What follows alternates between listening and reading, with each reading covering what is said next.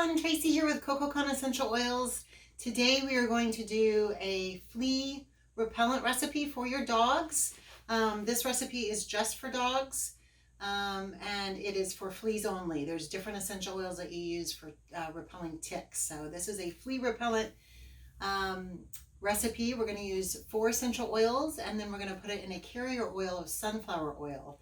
And that's because we don't want to put the essential oils straight on our dogs. It's way, way, way too strong for them. So putting it in what we call a carrier oil like sunflower oil will dilute it enough so that it will be safe to use with them. So the essential oils that we're going to talk about today are, and used in our recipe I should say, are clary sage, red mandarin, peppermint, and spike lavender. And then we're going to put it in our sunflower oil base. One thing I want to say too before we start making the recipe is this blend is too strong for puppies under 10 weeks and pregnant dogs. So if you have puppies under 10 weeks or pregnant dogs, just stay away from essential oils altogether. You can use hydrosols with them. That's a topic for another video, but just know that do not use essential oils with puppies under 10 weeks or pregnant mamas. Okay, so let's get started. We're going to start with a half-ounce amber glass bottle. We use amber or cobalt blue or a darker colored bottle because essential oils are sensitive to heat, sunlight, and oxygen. All of those things can change their chemistry, reduce their efficacy, make them more susceptible to being skin irritants. So we want to keep them out of heat, sunlight, and oxygen. And another thing to note before we get started, it's always really, really important to use a high therapeutic quality essential oil.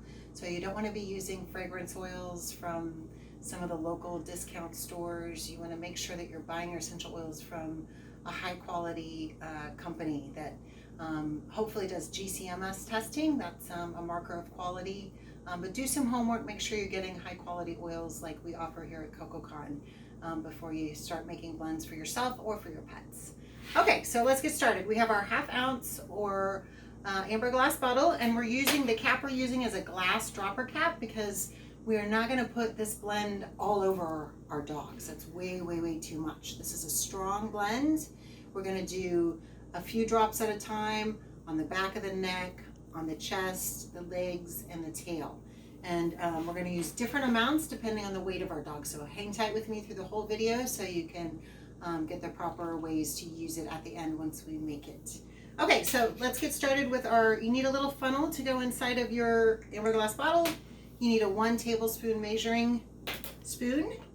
We have our sunflower oil here. We're going to put 1 tablespoon of sunflower oil.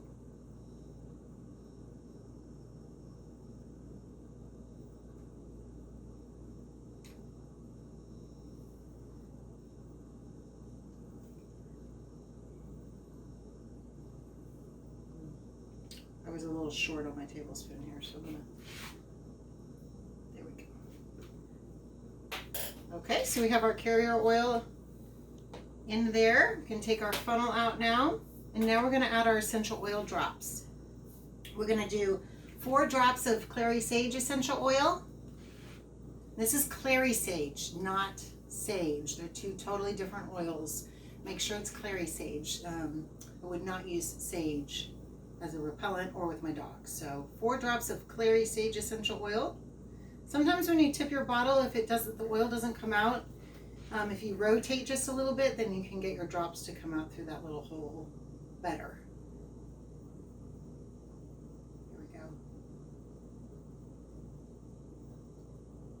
go. Okay, 4 drops clary sage. Next is going to be 3 drops red mandarin.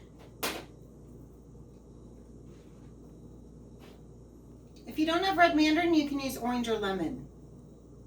So the citrus oils are good because of the high limonene content. The limonene is what is the repelling component.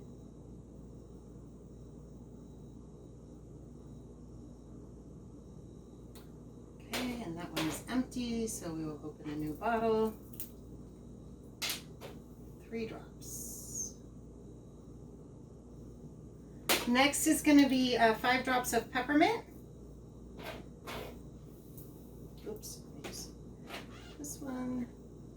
5 drops peppermint essential oil.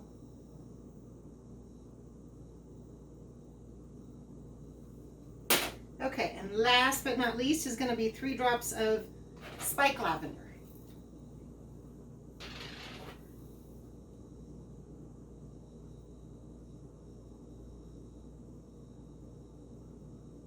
Okay, just put your cap on, give it a shake, and then it's ready to be used. I always recommend get a little label, write on there, Flea Repellent, the date it was made. Get yourself a recipe card or an index card and write your recipe down, file it away, because when you fall in love with it and you love how it works for your pets, you're going to want to remake it and you won't remember. I've been there, I've done that before. Made something and didn't remember what I made and tried to recreate it and it didn't turn out the same. So anyways, to apply, for dogs over 50 pounds, you're going to do 3 to 4 drops, and you can just take your little dropper cap, put 3 or 4 drops in your fingers, rub your fingers, massage it into the back of their neck. Do that again, 3 or 4 drops, rub it on their chest. You want to put it in an area they can't lick it. You don't want them ingesting the oils. And then do that again. Do 3 or 4 drops and rub it on 2 legs, and then another 3 or 4 drops for the other 2 legs. And then the last spot is at the base of the tail. And you want to apply that for dogs over 50 pounds. You can do it once a day in the morning if you're going camping or they're going to be outside a lot during the day, more than just to go out to go to the bathroom and come back in kind of thing. You can reapply again late afternoon. But that's it. You don't want to be applying it all day long or anything. It's just too much. And then for dogs under 50 pounds, you're doing the same application except 1 to 2 drops. So you're just using less product, less of the flea repellent for that.